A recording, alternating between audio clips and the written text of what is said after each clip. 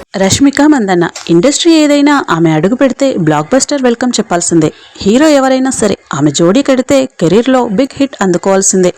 అలా అని మహానటి పేరు లేదు, గ్లామర్ క్వీన్ అనే క్రేజ్ కూడా లేదు. టోటల్గా లక్ ఫ్యాక్టర్ బాక్సాఫీస్ దగ్గర మ్యాజిక్ చేస్తుంది.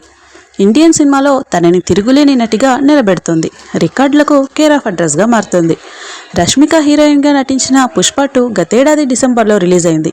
ఈ మూవీతో 1800 కోట్లు వసూలు చేసింది. ఈ ఏడాది ఫిబ్రవరిలో చావా రిలీజ్ 800 కోట్ల కలెక్షన్స్, అంటే ఏడాదిలో 2600 కోట్ల వసూలు. ఇప్పుడు ఈద్కు మరో బాలీవుడ్ ఫిలిం సికిందర్ సినిమా. ఎంత లేదనుకున్నా ఈద్ సమయంలో సల్మాన్ గారి సినిమా అంటే ఈజీగా 300-400 కోట్లు కొల్లగొడుతుంది. కేవలం 4 నెలల వ్యవధిలో 3000 కోట్ల వసూళ్లకు రష్మిక గారు కేర్ ఆఫ్ అడ్రస్గా మారారు. బాలీవుడ్ను ఏళ్లకు ఏళ్లు ఏలిన దీపికా పదుకొనే, ఆలియా భట్, కత్రినా కైఫ్కు కూడా ఇలాంటి రికార్డు లేదనే చెప్పుకోవాలి.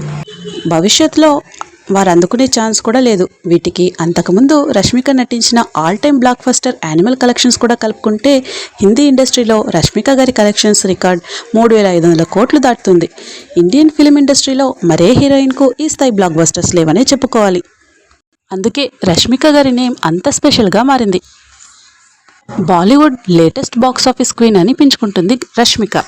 కెరీర్ బిగినింగ్ నుంచే రష్మికకు లక్ ఫ్యాక్టర్ ఎక్కువ, పైగా కష్టపడడం ఈ హీరోయిన్కు మరింత ఇష్టం. అందుకే ఇంత అందలం, ఆకాశమే హద్దుగా స్టార్డమ్. ఒక్క బ్లాక్ బస్టర్ అంది వస్తేనే కెరీర్ పరుగులు పడుతుంది. అలాంటిది బాలీవుడ్లో రష్మికపై బ్లాక్ బస్టర్స్ వర్షం కురుస్తుంది. రికార్డుల మీద రికార్డులు, హిట్ల మీద హిట్లు కొడుతుంది.